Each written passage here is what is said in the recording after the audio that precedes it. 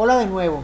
Vamos a presentarles ahora la segunda parte de la presentación de calidad, su importancia en las organizaciones modernas y la relación con el mantenimiento.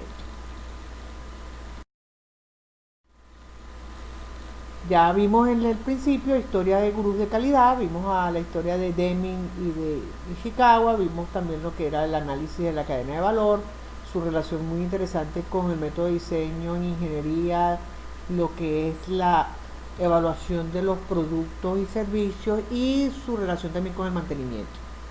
Y ahora vamos a trabajar lo que es la eliminación de muda, que es muda, ya lo vamos a ver. Vamos a ver un ejemplito bien interesante de AMEF y finalmente vamos a trabajar y vamos a hablar un poquito de lo que es el Six Sigma. Como siempre, vamos a trabajar primero con una pequeña lectura en la que siempre trabajamos y como no la tratamos completo, vamos a comentársela y explicarla un poquito con esta lectura. Y es referente a la ISO 31000 2018, que es gestión de riesgo, protección del valor y desempeño de una organización. Las normas ISO de mayor difusión y utilización globalmente son sin duda alguna la ISO 9001 sobre la calidad, ISO 14000 relacionado al medio ambiente e ISO 45000 que gestionan la seguridad y salud en el trabajo. Tienen entre sus aspectos relacionados más importantes lo relacionado a los riesgos. El riesgo se entiende como el efecto que la incertidumbre tiene sobre los objetivos, poniendo en evidencia una serie de debilidades que pueden degenerar en amenazas que deben ser atendidas con prontitud y de esta manera fortalecer y crear oportunidades de crecimiento. Las normas ISO 31000 buscan la creación y la protección del valor al controlar el cumplimiento de los objetivos y el desempeño de la organización, integrando a esta con el fin de buscar el éxito, por lo que se requiere el compromiso de todas las partes interesadas, tanto internos como externos.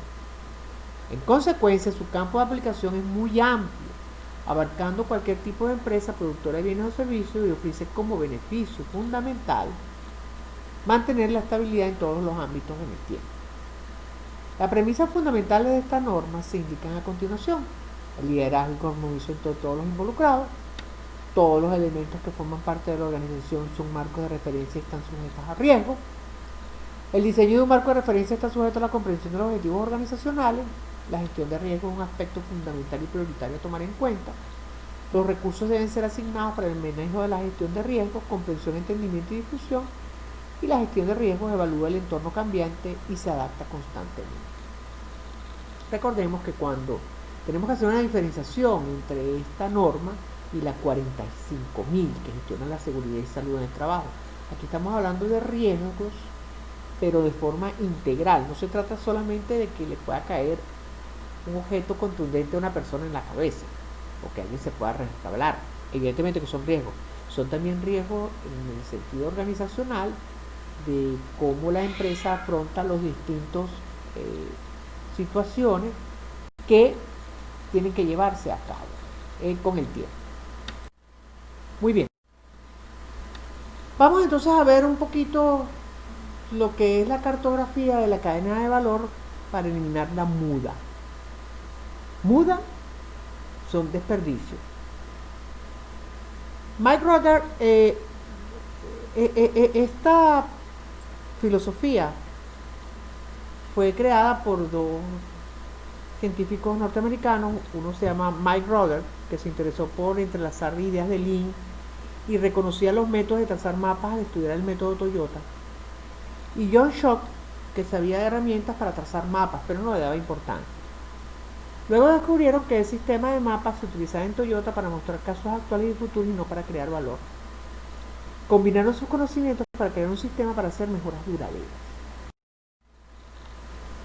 La cadena de valor es un conjunto de acciones, de valor agregado o no, requeridas para fabricar un producto y establecidas en dos opciones. Va en función de un flujo de producción que viene desde las entradas de las materias primas hasta el cliente, o un flujo de diseño que viene desde el concepto hasta el lanzamiento. se trabaja en conjunto y no en cada parte del proceso, desde la fabricación de las materias primas hasta la llegada final del consumidor. Por ejemplo, en este caso, en el caso del libro que ellos estaban haciendo, comienza desde la llegada del papel con los proveedores, el procesamiento del libro y finalmente el cliente o usuario final. En el caso de ingeniería, de diseño, es bien interesante porque todos los elementos deben estar concurridos allí, que vimos en la clase pasada, para tener un diseño robusto, bueno, que carezca de fallas. Para eso es conveniente realizar un mapa de la cadena de valor, que es esa metodología que se emplea solo con un papel y un lápiz, muy sencillo, para poder comprender el flujo de materia prima e información mientras el producto pasa por la cadena de valor. Aquí toma en cuenta algo bien interesante. Y fíjense lo que dice después: realizar el proceso de comprensión del flujo una y otra vez para evaluar el valor, fuentes de desperdicio y eventualmente mejorar los procesos. Un diseño propio. ¿Será que es importante entonces que nosotros tengamos nuestro diseño de los procesos hecho con nuestro lapicito, con el PowerPoint, como ustedes lo quieran, propio, para poder determinar todos esos fuentes de agregación de valor, desperdicio, problemas, cuellos de botella, etcétera, etcétera? Si tú comprendes tu proceso, vas a poder mejorar tu proceso. Recuérdense, hoy ustedes pueden ser analistas, mañana serán supervisores, posteriormente serán jefes, más adelante serán gerentes y en algún momento podrán ser directores. Qué importante es reconocer todos los procesos. Y allí entra lo que es mantenimiento e ingeniería, porque a través de ellos es que nosotros vamos a poder, de una manera u otra, sobre todo en procesos futuros, determinar cuáles son las fuentes de desperdicio, de problemas y mejorar. Entonces, ¿por qué es importante evaluar la cadena de valor? Primero, porque ayuda a visualizar más allá de los procesos. Reconoce las fuentes de desperdicio. Ofrece un lenguaje común para evaluar los procesos. Todos sabemos cuál es un horno, todos sabemos cuál es una caldera. Manifiesta los puntos importantes en el proceso, cuáles son claves, que no pueden fallar, que no pueden, no se prestan para que tengan problemas, porque si no, entonces toda la producción se detiene.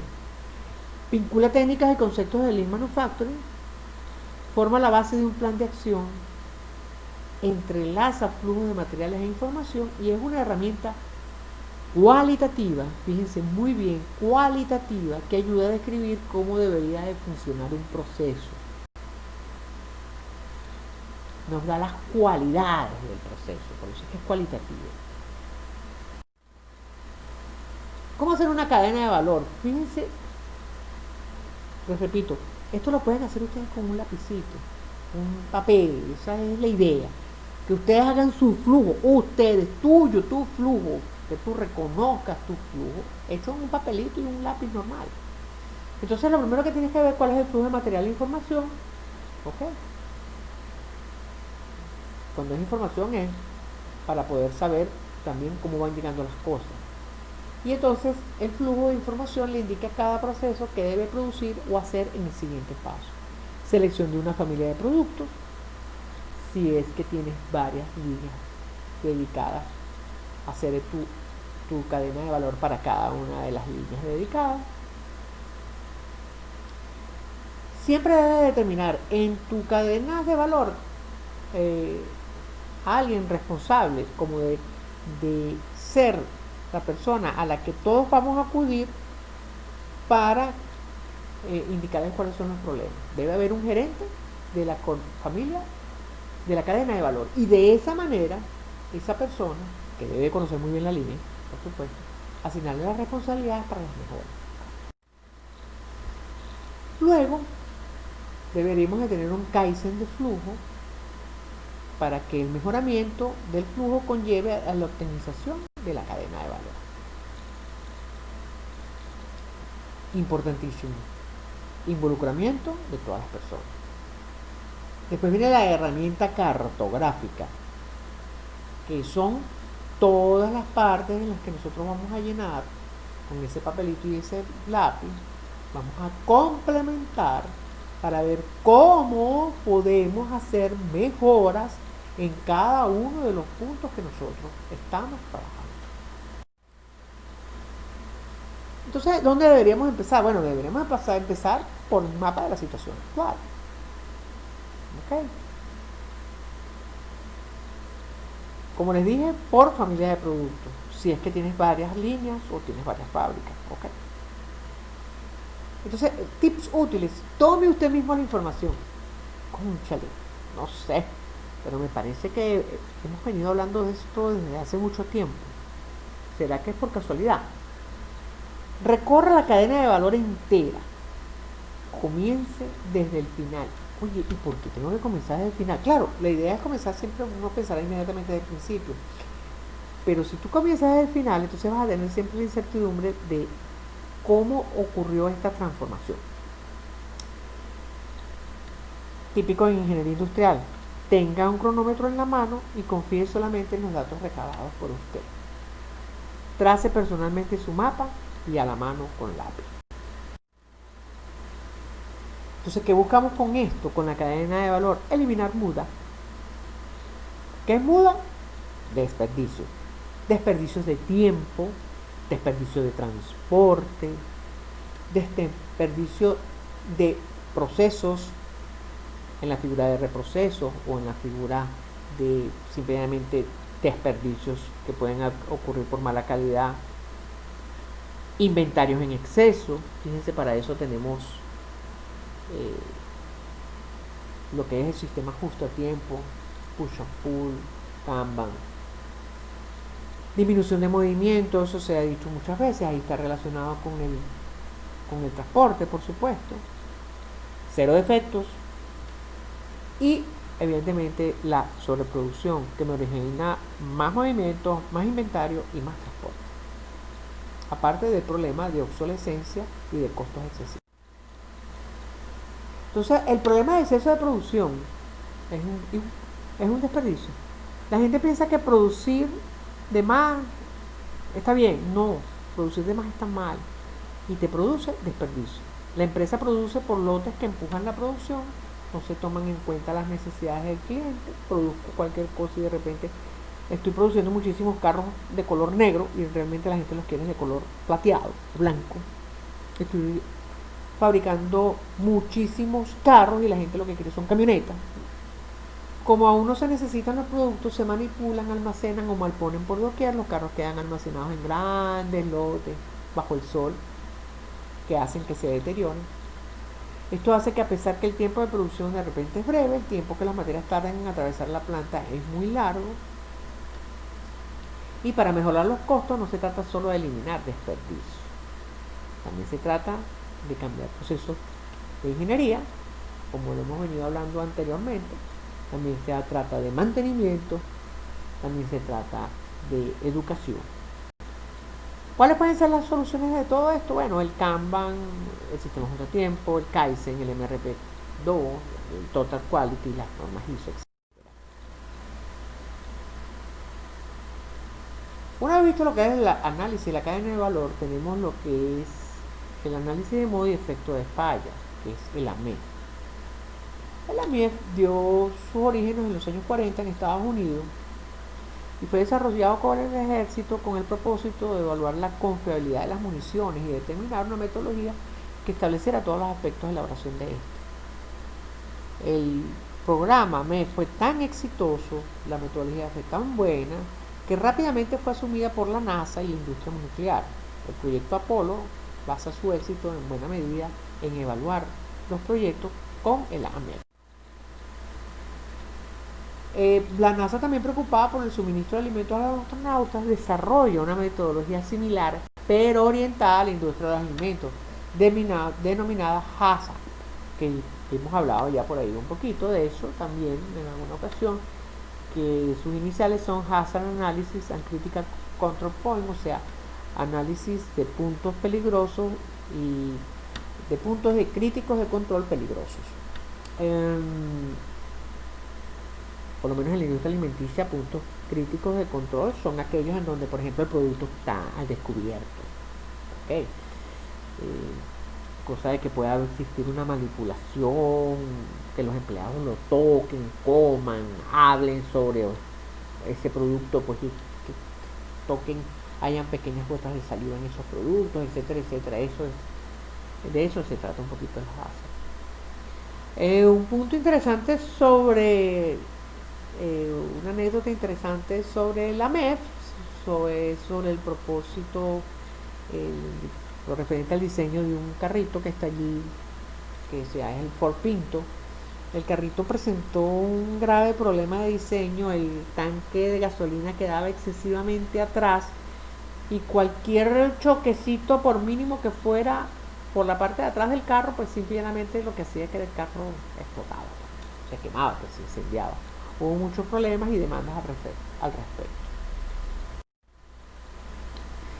Desde 1993,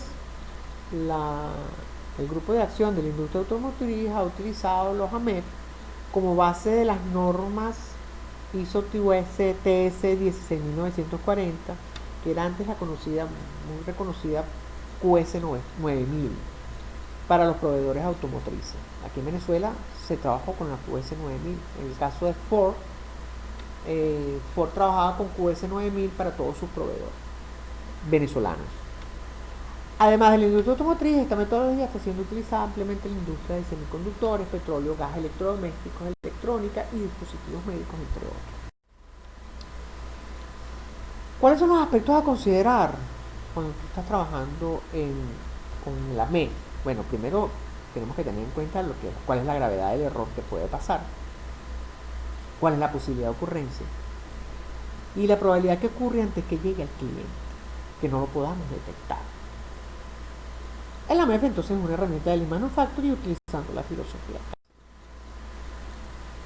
Hay básicamente 4 tipos de AMEF.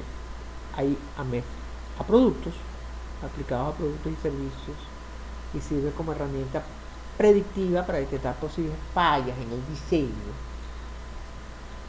aumentando las probabilidades de anticiparse a los efectos que pueden llegar a los usuarios o clientes. Hay un AMEF de procesos. Allí fíjense, hay una fotico de un Toyotica, ahí se aplicó un AMEF, no se aplicó, mejor dicho, el AMEF a un problema con los aceleradores y hubo muchísimos accidentes, eso fue a principios de este siglo, por un mal diseño en el sistema de aceleramiento de los carros.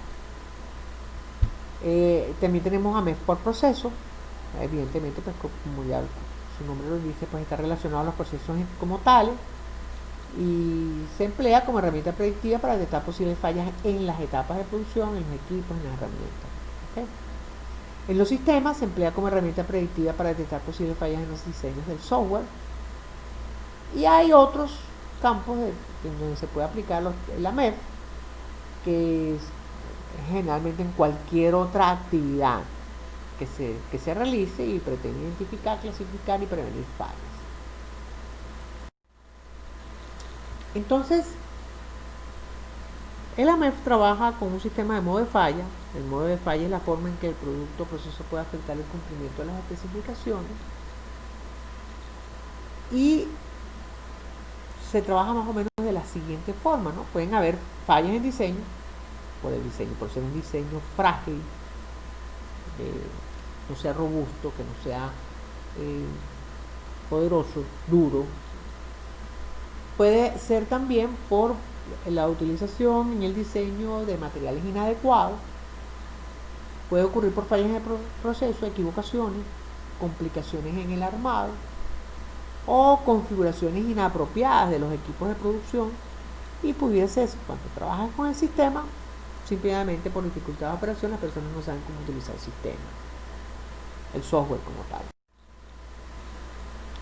Entonces, ¿qué pasa si nosotros no trabajamos eficientemente con un AMEF? Bueno, ocurrirán fallas en el diseño, pueden haber roturas, intoxicación o envenenamiento, por supuesto. Fallas en el proceso, van a haber paradas, repeticiones de efectos y pueden ser fallas en los sistemas, una robótica mal utilizada o lentitud de operaciones porque los sistemas se sobrecargan o simplemente son inútiles para lo que queremos. ¿Cuáles son las ventajas de la MEF? Bueno, en primer lugar, identifica las posibles fallas en el producto o proceso del sistema. El otro aspecto interesante es que conoce a fondo el producto, el proceso o el sistema. Identifica los efectos que pueden generar cada falla. Ya lo vamos a ver en un ejemplito más adelante. Evalúa el nivel de criticidad, gravedad de los efectos que estas fallas puedan tener. Acuérdense siempre, trabajamos en función del cliente. Identifica las causas posibles de estas fallas, qué equipos, qué componentes, qué procesos pueden estar haciendo que esto ocurra. Establece niveles de confiabilidad para detección de fallas. Evalúa mediante indicadores específicos la relación entre gravedad, ocurrencia y detectabilidad.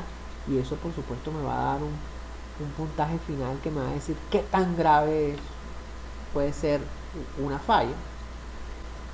Documenta los planes de acción para minimizar los riesgos. Identifica oportunidades de mejora. Genera un know-how, un saber cómo, pues, porque a medida que tú vas desarrollando esto, tú puedes ir evidentemente mejorando tus productos.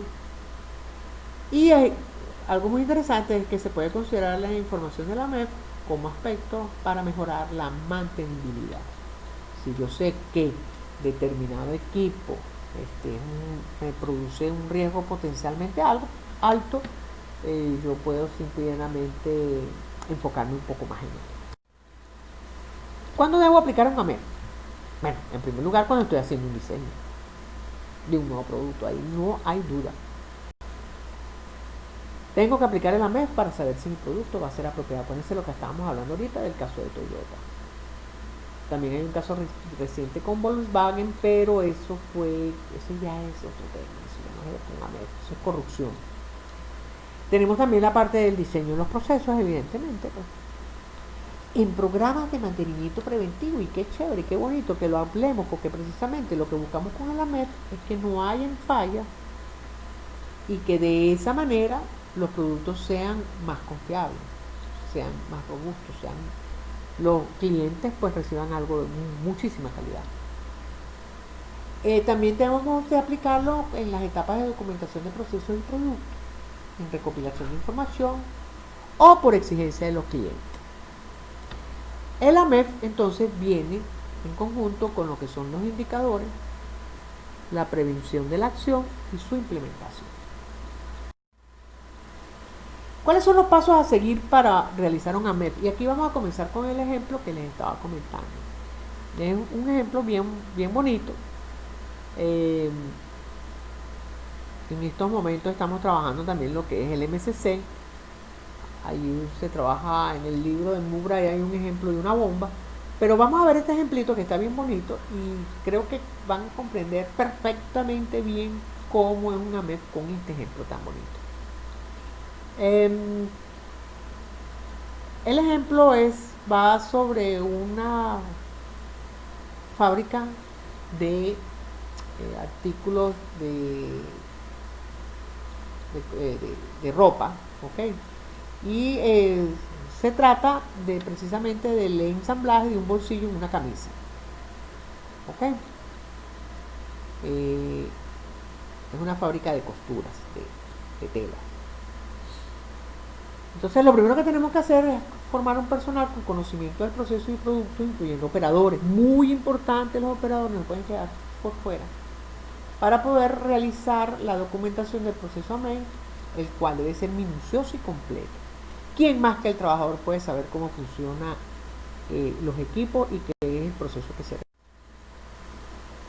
Entonces, lo primero que tenemos que determinar cuáles son los pasos críticos del proceso. ¿Ok? Todos los problemas que puedan existir con la salud, con la calidad, con la disponibilidad, en fin, con la mantenibilidad, con el consumo de energía, etcétera. En el caso de esta fábrica, pues hay tres procesos fundamentales, que es cortar, coser y empacar. Empacar la camisa al final. Entonces, lo primero que tengo que saber es identificar las fallas potenciales en cada paso y determinar sus efectos y evaluar su severidad. ¿Qué puede pasar? ¿Qué cosas malas pueden pasar? ¿Ok? Eso, como les estábamos diciendo, tiene que ser realizado en conjunto con todo el grupo de trabajo. Entonces, vámonos a la parte de cortar. Entonces, fíjense, el grupo identificó 4 fallas potenciales. Pueden haber muchas más, pero vamos a trabajar con esas 4. En el proceso de cortar, recuérdense que habían otras. Cortar, confeccionar, empacar. Pero vamos a centrarnos en cortar. Trabajamos con 4 fallas. Cortar un área menor a la especificada, cortar un área mayor a la especificada, romper en el centro con las tijeras o manchar la tela con suciedad de las tijeras, algo que se acumula. ¿Cuál es el efecto potencial de la falla? No se puede armar el bolsillo con las dimensiones correctas. La parte queda descartada.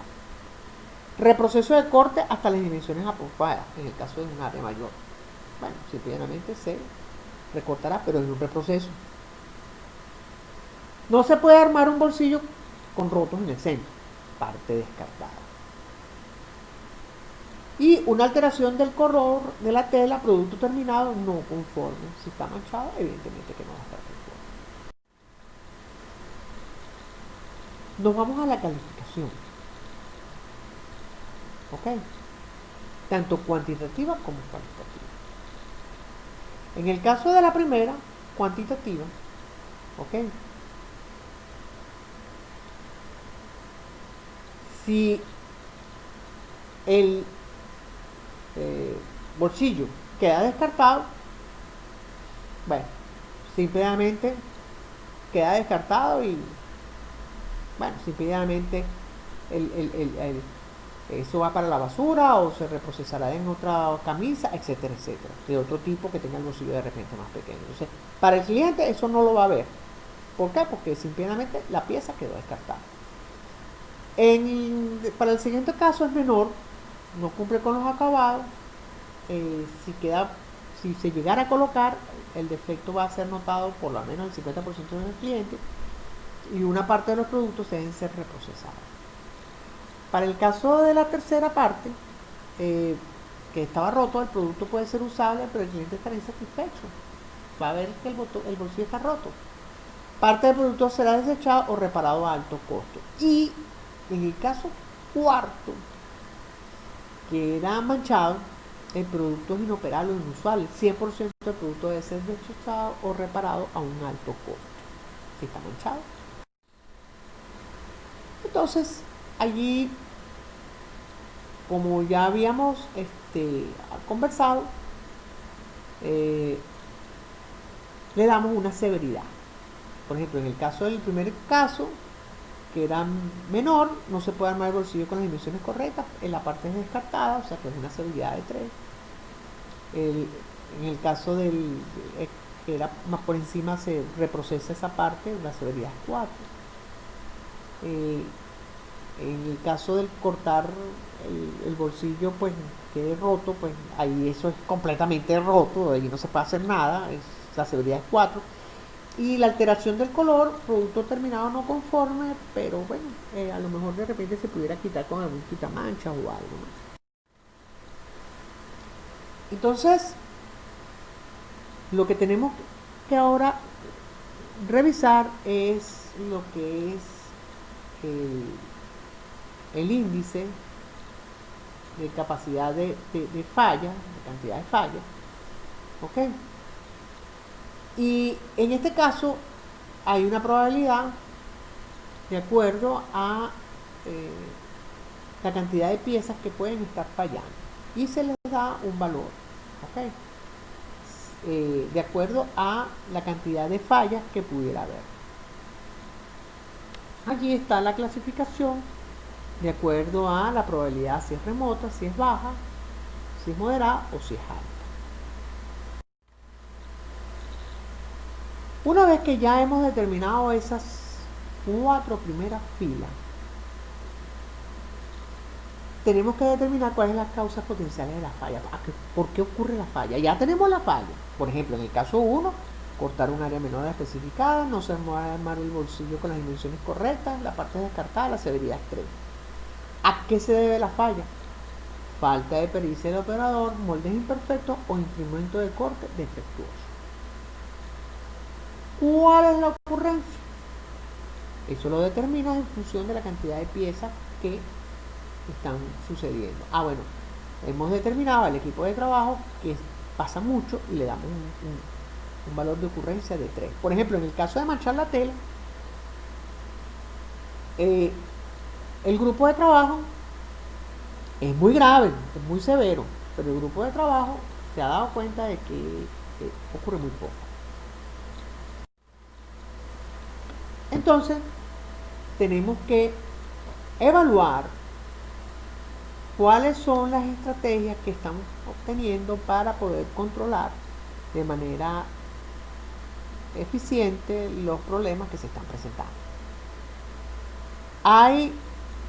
Cuando nosotros tenemos un sistema robusto a prueba de error, los controles nos ayudan a detectar esos problemas.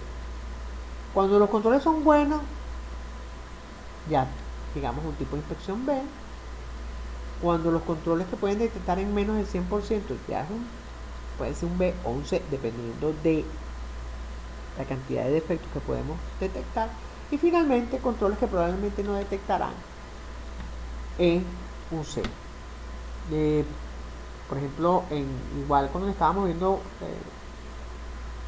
algunos videos por allí, en las plantas automotrices, por ejemplo, hay controles muy importantes para detectar el espesor de la pintura. Son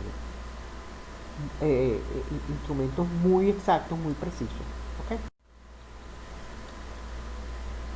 Entonces ya tenemos la función de proceso, ya sabemos la falla potencial, el efecto potencial de la falla, ya sabemos la severidad, pasamos a causas potenciales de la falla, ya sabemos la ocurrencia, y entonces ahora tenemos que ver cuál es el control actual del proceso. Entonces, en este caso, nosotros tenemos un nivel de detección en 3. O sea, la inspección se realiza pues en todo el proceso. ¿Ok? Entonces, tenemos que obtener el número de prioridad de riesgo. ¿Ok? El Risk Priority Number, que es el producto de multiplicar la severidad, la ocurrencia y la detección de detectabilidad. Los 3 valores que acabamos de ver en la tabla anterior. Si tu número de RPA indica un conjunto de acciones en función de su valor, ¿ok? 0 sin riesgo, 1 a 24 riesgo de falla menor, 125 a 499 riesgo de medio de falla y 500 a 1000 riesgo de alto de falla. Recuerden que esa categorización y esa numeración la van a determinar las personas encargadas de la planta. Bueno, y aquí tenemos, por ejemplo, para el primer caso,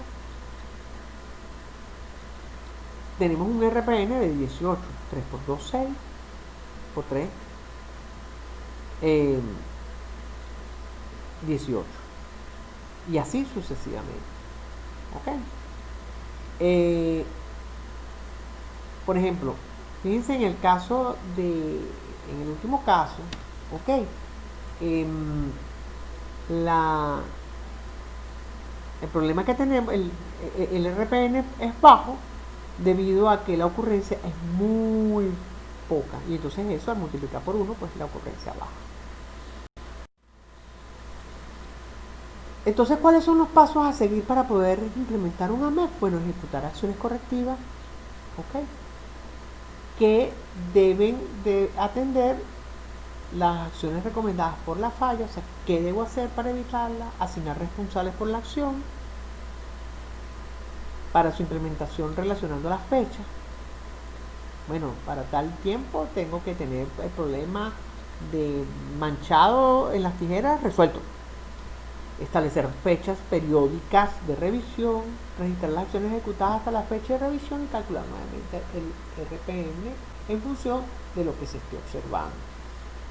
Por ejemplo, en el caso de las tijeras manchadas, bueno, las vamos a colocar vamos a hacerle un estante especial, en donde periódicamente la persona va a tener acceso a un trapo, o un paño o algo por el estilo para que ésta pueda ser limpiada. Y aquí, bueno, como ustedes ven, como habíamos hablado, pues entonces aquí ustedes pueden detectar o se puede revisar el RPN y colocar cuáles van a ser las acciones y los responsables. Por ejemplo, en el caso como les estaba hablando de las tijeras, colocación de equipos de protección para que las tijeras no se vuelvan a manchar. Finalmente en esta parte vamos a hablar de lo que es el 6 sigma. El 6 sigma es una letra del alfabeto griego y se ha transformado en un símbolo estadístico y métrico para denotar la variación en un proceso. Fue iniciado por la empresa Motorola, basado en el ciclo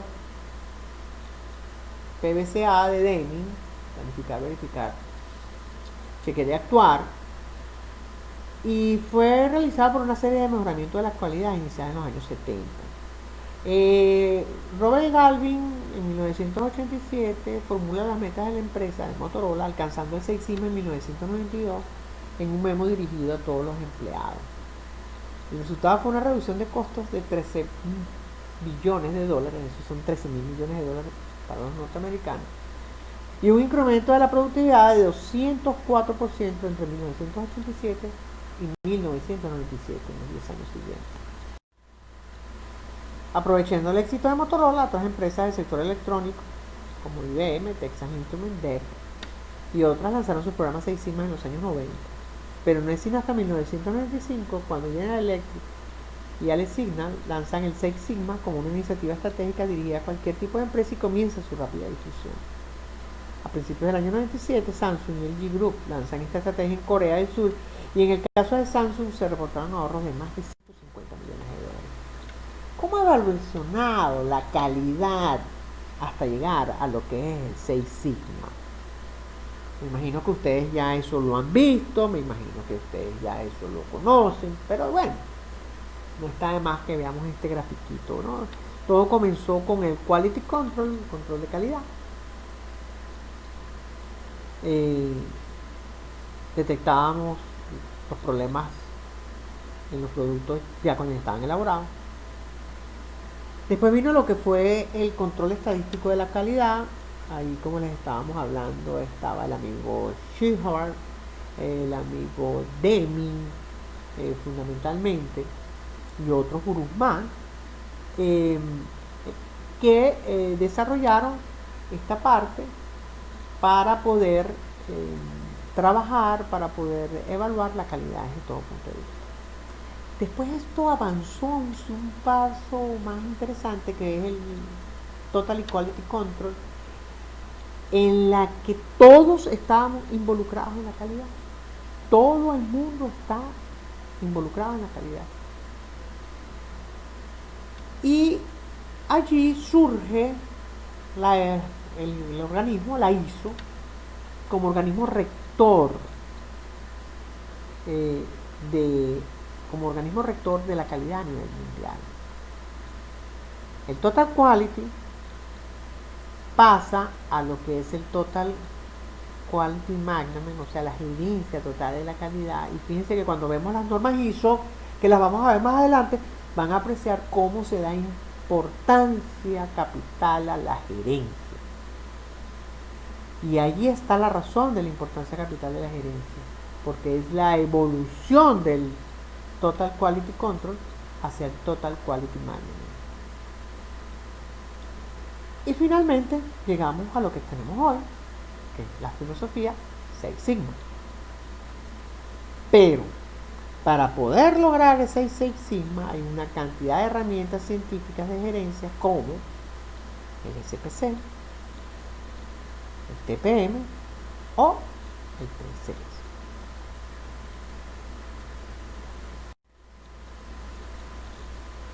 Y entonces ese proceso de desarrollo de 6 sigma, ¿cómo se ha venido involucrando? ¿Cómo se ha venido desarrollando? Bueno, a través de un aproximación científica y sistemática, los procesos, los clientes, los colaboradores, trabajan un Seis Sigma para que haya una innovación gerencial, para que los directivos y los directores comprendan que es necesario invertir en calidad para poder tener o permanecerse permanentemente en el tiempo. Entonces, el Seis Sigma compara los procesos e indica que también están. Con esta información la gerencia puede seguir un proceso de alcanzar innovación y satisfacción. Incrementa la mejor utilización de la mano de obra a través de una capacitación, implementación de sistemas de correo simple, y provee flexibilización al emplear el método de las 3C: Change, Customer y Competition. Cambio, clientes y competencia. Bueno, un poquito allí se ve la gráfica de cómo fue creciendo la implementación y quienes empezaron a implementar Six Sigma en el mundo. Entonces, ¿qué significa el Six Sigma como tal? Bueno, significa un valor estratégico de dispersión que expresa la variabilidad de un conjunto de valores respecto a su valor medio. De modo que cuanto menor sea sigma, menor será el número de efectos.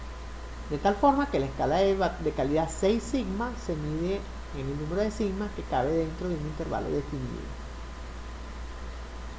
De modo que cuanto mayor sea el número de 6 sigma que caben dentro de los límites de especificación, menor será el valor de sigma y por tanto menor el número de efectos. Las metas de 6 sigma vienen dadas por dos factores. ¿Cómo era antes de 6 sigma? Ahí podemos verlo un poquito. Cómo eran las variabilidades en los procesos. Los grafiquitos esos que ustedes ven como campanitas de Gauss son las muestras. ¿Ok? Lo que vendría en las gráficas que nosotros tenemos, una gráfica X. Monitorea la calidad. Ahí está monitoreando la calidad de las muestras. Por ejemplo, en ese grafiquito que nosotros vemos allí, de calidad de muestras, podemos ver que las muestras tomadas, pónganle 5 muestras cada 3 horas o cada 4 horas, se mantienen dentro de los límites de control establecidos. Pero las muestras estaban bien, pero había variabilidad entre el conjunto de muestras estaba bien, pero había variabilidad entre cada una de ellas. Y eso es lo que determina la gráfica R. Ok, en este caso, la gráfica R que se aprecia, que está dentro del límite de control, sería el segundo caso, luego de 6 sigma. Si nosotros tuviéramos una gráfica, las dos gráficas, para el primer caso, antes de 6 sigma, nos veríamos que el gráfico de control X estaría dentro de rango, pero el gráfico de control R estaría fuera de rango. Estaría fuera de los límites de control superior e inferior. Entonces, fíjense la importancia de los gráficos X y R. Y en este caso, a través de 6 sigma, podemos determinar cómo los gráficos R ayudan a determinar, a reducir los problemas de variabilidad de los procesos. Toda empresa debe tener una meta de 6 sigma, que es llevar a un máximo de 3.4 defectos por millón de eventos. Entendiéndose como defectos cualquier evento que un producto o servicio no logra cumplir con los requisitos del cliente. Esto significa que con 6 sigma vamos a tener el 99,99966% de eficiencia. Bueno, aquí se ven un poquito los valores de que representan numéricamente los sigma. Como les estaba diciendo, un sigma es bueno 30,9, 2 sigma 69,1, 3 es 93,3, 4 es 99,38, 5 es 99,77 y 6 es 99,9997.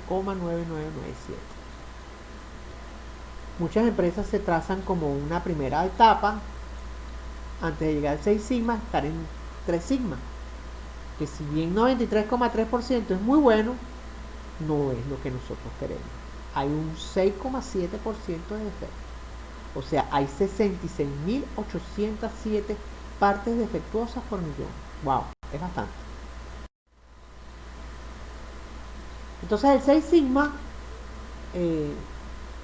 viene definido por 5 etapas de definición, medición, análisis, mejora y control. Y ayuda a reducir los efectos, mejora la rentabilidad, aumenta la satisfacción del cliente y mayor valor para los accionistas. El equipo 6 Sigma, en el primer lugar, pues cuando estamos en la etapa de definición, el equipo de 6 Sigma define el problema de la calidad teniendo en cuenta las expectativas de los clientes. Entonces se debe realizar un diagnóstico preliminar de las áreas a mejorar, identifica la percepción del cliente en cuanto a fiabilidad, disponibilidad, costo de tiempo, entrega y seguridad, cómo van a ser los mecanismos de transporte, selección de proyectos y equipos para potenciar las mejoras, caracterización del proceso y define proyectos para aumentar la mantenibilidad y funcionamiento de equipos. Fíjense cómo siempre sale por allí, está saliendo permanentemente la palabra mantenimiento, que es el fin de este curso, ¿no? Luego viene la parte de medición. Las mediciones cobran importancia cuando las decisiones que se basan en hechos objetivos, por lo que resulta fundamental el conocimiento que la organización tenga acerca de la aplicación de estos métodos estadísticos. Lo que estábamos hablando anteriormente, acuérdense de las gráficas X y R. ¿Ok? Y nuestro enfoque debe estar basado en procesos. ¿Qué debemos de medir? Bueno, por ejemplo, podemos medir la materia prima o insumo, suministro. Podemos medir los procesos. En el caso de nosotros, oye, imagínense, mano de obra, uso de la energía, utilización de equipo, mantenibilidad de los equipos, ¿ok? Mediciones de los productos terminados, características organolépticas, por ejemplo, que quisiéramos en un determinado alimento. Y medición y seguimiento de la satisfacción del cliente, o sea, si los productos llegan a tiempo, los productos son entregados con la calidad esperada, no llegan las cajas o los envases deteriorados, etcétera, etcétera. Generalmente nos pasa a cualquiera que uno va a un automercado y ve una lata rota, pues, o no rota, pues, abollada, y tú la descartas. O un empaque roto. Es muy importante no solamente lo que pasa en planta, sino lo que pasa fuera de ella. Bueno, en este caso, pues, evidentemente, pues uno tiene que medir, medir y medir. Y fíjense aquí las tres gráficas bien interesantes entre lo que es un 3 sigma y un 6 sigma. Fíjense cómo la gráfica, la campana, es muchísimo más estilizada, más esbelta, Lean Manufacturing, cuando trabajamos con Sigma 6. Luego viene la parte de analizar. Bueno, una vez que ya hemos recogido los datos y ya tenemos todos esos datos, bueno, nos toca ahora emplear una cantidad de herramientas y técnicas para ajustar el proceso. Bueno, para ello pues tenemos el diagrama de Pareto, tenemos también los diagramas de causa y efecto de Ishikawa, que ya lo comentamos en la clase anterior, la parte de las pruebas de normalidad y diseño de parámetros robustos. Por ahí entra también la parte de diseño de experimentos y superficie de respuesta, etc. Ese diseño de parámetros robustos es una parte de la metodología de Taguchi, involucra factores con parámetros controlables y factores con parámetros no controlables, con un objetivo de combinar los factores controlables lo menos sensibles a los cambios de las variables de ruido. Después viene la etapa de mejorar, y en esta etapa la organización debe mejorar sus términos en la eficiencia y los procesos a través de técnicas efectivas. Una de ellas es la MEF, como les hablamos, con el diseño de experimentos y la parte de superficies de respuesta. Y finalmente viene la parte de controlar. Esta etapa cierra el ciclo y busca verificar la efectividad de los cambios realizados para mejorar el proceso, basado en toda esa experiencia y todo ese ciclo que se ha venido trabajando. La estadística, por supuesto, permite utilizar un gran número de aplicaciones para conocer el estado del proceso bajo los eventos que ofrece la información recolectada en la organización. Y adivinen quién es la principal persona que debería estar recogiendo información en este caso. Bueno, el ingeniero de proceso industrial. Bueno, fíjense, aquí vamos a ver dos ejemplitos de 6 sigma. Eh, Imagínense que ustedes tengan una alfombra de 1,7 metros cuadrados. Ok, algo así como 0,60 por 0,60. O mejor dicho, 1 metro por 0,60 más o menos.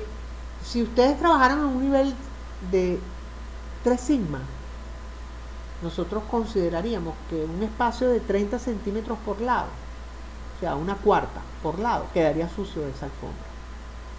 Pero si nosotros aplicáramos un criterio de limpieza 6 sigma, lo que quedaría sucio sería algo alrededor de la cabeza de un alfiler.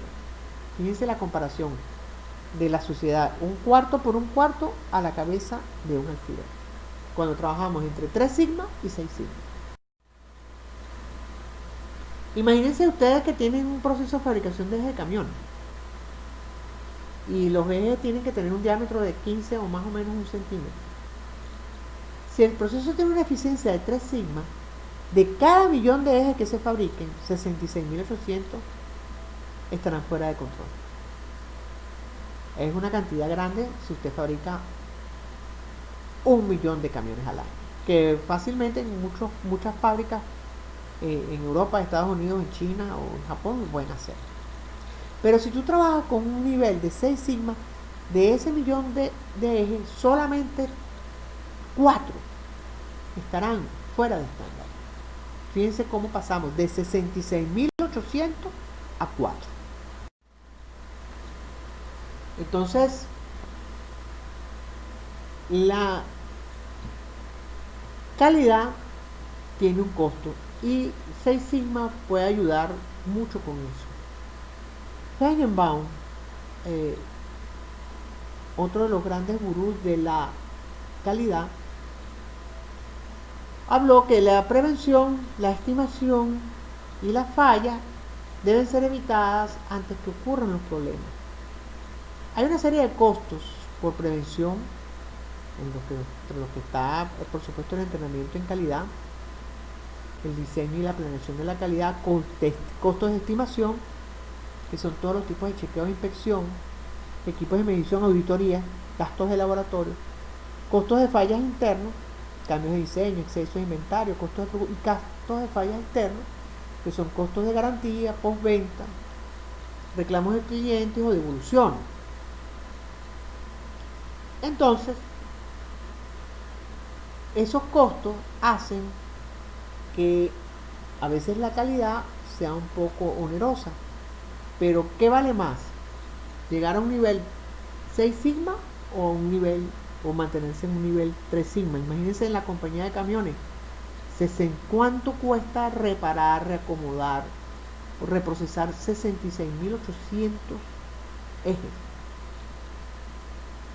Y bueno, y fíjense en esa grafiquita que es un iceberg, vamos a tener los costos de los procesos de calidad que son visibles y los costos de los procesos de calidad que son ocultos. Hay una cantidad de costos allí, por ejemplo la prevención, estimación y las fallas externas, evidentemente que son visibles. O sea, si el equipo falla a un cliente, ahí nosotros nos damos cuenta. Y hay otros ocultos, como por ejemplo la cantidad de negocios que se van a perder porque la gente va a rehuirte porque tu calidad no es muy buena. Los reprocesos muchas veces se ocultan porque precisamente es un reproceso. Los costos por pérdidas de activos, porque como estás produciendo menos, entonces bueno, tienes activos que vas a dejar de operar porque no tienes ventas. Costos por pérdidas de crecimiento, porque no tienes las oportunidades. Y por supuesto, costos de mantenimiento, que a lo mejor los pones en otro lugar y no están enfocados hacia la calidad. Terminamos esta exposición comentándoles que siempre que hay un producto para un cliente, hay una cadena de valor. El desafío consiste en ver. Repito, siempre que hay un producto para un cliente, hay una cadena de valor. El desafío consiste en verlo. Qué interesante e importante es la calidad. Y efectivamente, Si no nos enfocamos en la calidad, el dinero se nos transforma en eso que tenemos allí. Que estén muy bien.